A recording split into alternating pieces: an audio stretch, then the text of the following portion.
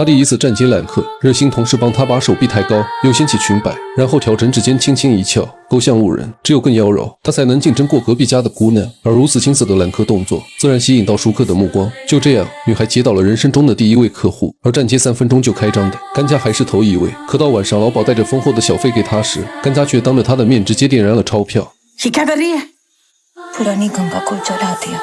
而这把火不仅烧掉了曾经的纯洁少女，还意外筑起了印度红灯区黑道女王的杀伐之路。从一个被89块钱卖掉的青楼女，逐渐成为了掌控整个红灯区的皇，还坐上了印度区长的位置，成为了第一个将红灯区做到合法性的女政客。而更传奇的是，这个故事由孟买女皇的真实经历改编，直到今天，她的照片仍被当地女性供奉。甘家出生在一个富饶的律师家族，是印度少数受过教育的女孩，而沦落风尘，只因她爱上了一个男人。她是甘家爸爸的员工，当得知小姐的梦想是万人追捧的女明星时，她便哄骗甘家离家追梦，还承诺会帮他介绍资源。可当甘家千里迢迢来到这里后，等待他的却是2个凶神恶煞的壮汉。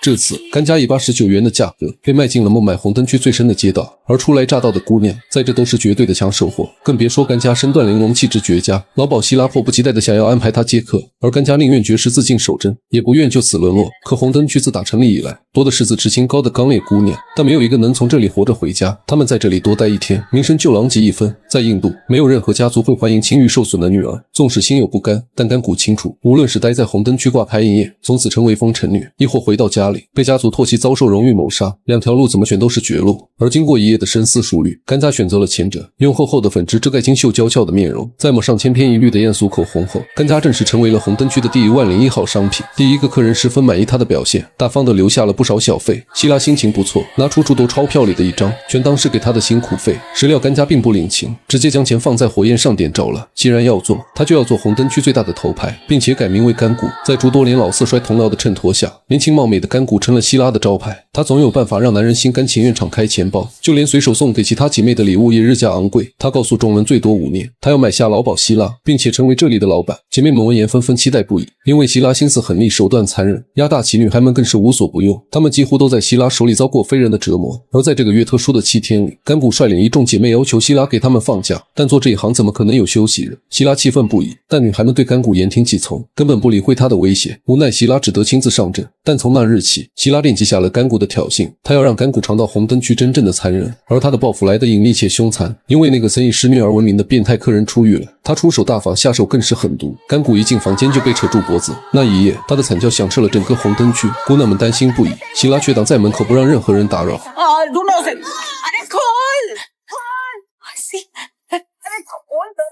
मासी के पास जाना। जी, मैं हूँ, फिक्र मत कर। अरे गंगा, मासी। मासी क्या जाना? मासी के पास जाना? जो 直到8小时后，他才被抬出房间送进了医院，全身多处骨折，缝针更是不计其数。希拉不仅没有出任何医药费，还假惺惺地宽慰众人，做生意就要承担风险。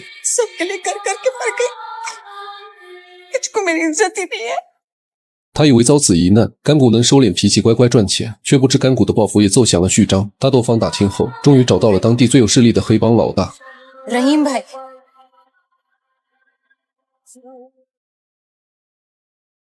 आपसे बात करना चाहती हूँ并当众掀开了披在身上的薄纱，一条触目惊心的刀疤从右肩横贯到左后腰。黑老大顿时惊傻了眼，这些都是他手下的杰作。老大清楚这些伤口对一个女人意味着什么，他提出用钱补偿，却遭到甘谷拒绝。他说自己要的不过是一份尊重，临走前又将一个保护绳送给了老大。而老大似乎读懂了甘谷的期许，于是便认了甘谷做妹妹，还派人24小时保护她的安全。但对此保护伞他并未声张，可贪得无厌的希拉却不愿放过他。गंगू, पठान आया है।甘谷没有拒绝，而是要出了4倍的价格。 4 गुना दान देने के लिए तैयार है।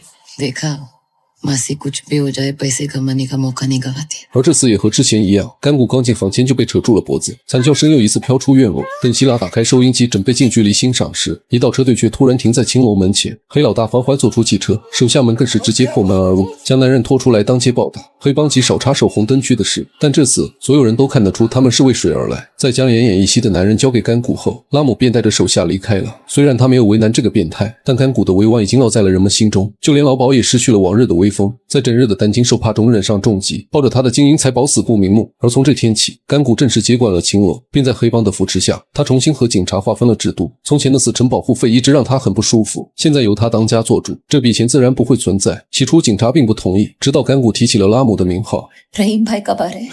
अरे उनको क्यों तकलीफ दे रहे हो मैं हूं ना आप धीरज रखिए这招扯虎皮果然管用，姐妹们更是把她奉为了新的夫人，将象征着权力的白色纱丽献给了年轻的女孩甘谷，并亲切地称她为甘古拜，因为在印度女性眼中，名字后面加拜是对神的尊称。至此，甘古拜几乎垄断了整个红灯区的生意，不仅赶走了为非作歹的执法警察，又帮姑娘们制定了合理的休假时间，甚至就连劳保们都有了明确的分红制度。渐渐的，甘古拜成了红灯区说一不二的领袖，整个区域的男女老少都对他毕恭毕敬，并且他还和其他劳保都不一样，如果有绝食闹着回家的姑娘，他从不强求，会严明其中立，还让女孩自己选择，自愿留在这里挣钱，还是回到那个可能被再次卖掉的家庭。而大部分女孩都会选择回家，但甘谷也会花钱帮对方赎身，还会给她一大笔路费。 पूरे 1000 दिए इसके तो कल घर आके 10,000 रुपए लेके जाना। 可他的这种做法反而让青楼的生意越来越好。就这样，短短几个月的时间，甘谷的身价已经翻了100倍。姐妹们都劝他把钱存起来，但他还有更大的追求。要想长久地维持红灯区的秩序，仅靠他目前的势力是远远不够的。不只要有黑道带来的财，还要有白道塑造的权。而迫在眉睫的地区竞选就是最好的机会。可这个叫拉齐亚的对手已经连任2届，他是在宗教信仰下诞生的人妖，被誉为神的使者。此时他正在通过游街为自己造势。甘谷清楚，想要打败他，就必须得到红灯区所有女性的支持。于是他再次找到了黑道教父拉姆，两人的关系已经犹如兄妹。听到甘谷想要竞选区长，拉姆直接将自己的酒水生意交给了他，因为在青楼里卖酒，不仅可以提高销量，还能为姑娘们拿到额外的提成。 आज से तू हमारी बिजनेस पार्टनर कमाटीपुरा की शराब की बिक्री में 20% तेरा। ये एहसान आपने सिर्फ गंगू पर नहीं बल्कि कमाटीपुरा की 4000 औरतों पर किया। झुकते सिर्फ खुदा के आगे।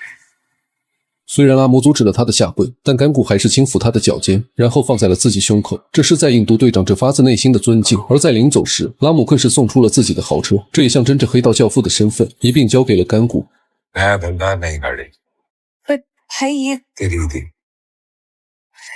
तो साथ में बिजनेस कार्ड भी छपवा ले गंगू भाई माफिया कोई 而这句话也意味着拉姆将是你最强大的后盾。而现在，甘谷只需再把事造出去，就有望打败上一任区长了。于是他大肆宣传自己拯救无辜少女的事迹。果然，甘谷的威望越来越高，拉齐亚坐不住了，他找来警察举报甘谷的违禁酒，但甘谷却像个没事人一样躺在那里按摩，因为他已经完全摸清了这群人的秉性。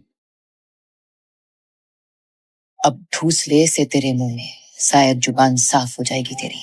看着顶得上1年工资的警长，他直接下达了撤退命令。而感到威胁的拉齐亚也亲自找上门来，他的目的很明确，就是要虎口夺食。 ये हाथ देख रही है जब इन दोनों हाथों से तालियां पीटती हूं ना मैं तो बीच में दुश्मन का सर भी पीस देती हूँ।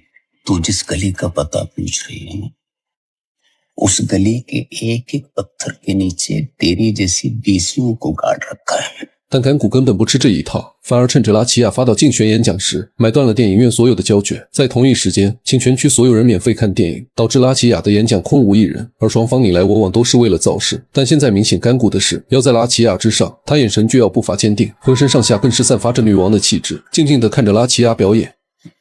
न नर न नारी तेरे जैसों से हमेशा भाई। 但甘谷也明白，要想彻底打败拉齐亚，他必须办成一件大事。 而碰巧这天，他在天台上发现一个被锁起来的女孩，这是他手下一位站街女的女儿。每次在母亲节课时，她便会被锁在天台的铁笼里。而今年她已经15岁了，一旦被这些男人发现，她的结局将会和母亲一样。 शादी की उम्र होगी इसकी या तो इसकी शादी करूंगी या मार डालूंगी कोठे पे नहीं बिठाऊंगी इसको तो अब क्या तू कमाटीपुरा में बारात लाएगी यहाँ से डोलियां नहीं उठती कसम 可怎么会有人娶红灯区的姑娘？甘谷拜不服，他突然想到一个人选，那是个贫民窟的小裁缝，虽身在红灯区，但人却意外的单纯，也悄悄爱慕着甘谷拜，只是帮他量个尺寸，都会面红心跳。而当单纯的少年郎遇上历经沧桑的妈妈桑，故事的发展毫无意外，甘谷饱受摧残的心被他所治愈。但现在他却是自己能想到的最佳人选。甘谷没有迟疑，他带着350克黄金和5万卢比来到裁缝家替女孩求情，可男生的家人还是犹豫。 बेटा एक कोठे वाली हमारी बहू कैसे बन सकती है वही तो मैं समझा रही हूँ उसे कि एक कोठे वाली इस घर की बहू नहीं बन सकती। हाँ माँ कोठे वाली है लेकिन बेटी नहीं। 说完这句话，甘谷转身就走，但奈何金光闪闪的嫁妆还是让他们接下了这款聘礼。就这样，红灯区有史以来的第一桩婚事杯定下来了，任务完成，甘谷拜走了。可小裁缝却执意追上了车，他们曾是彼此最亲密的存在，但现在为了提高自己的威望，甘谷不得不亲手将情人推开。红灯区成千上万的姐妹都在看着他做表率，他不能错。为了这些找不到出路的女人，他愿意牺牲100个情人。 तो फिर मैं उतरूं? नहीं, तो रुक थोड़ी देर, आगे उतर जा।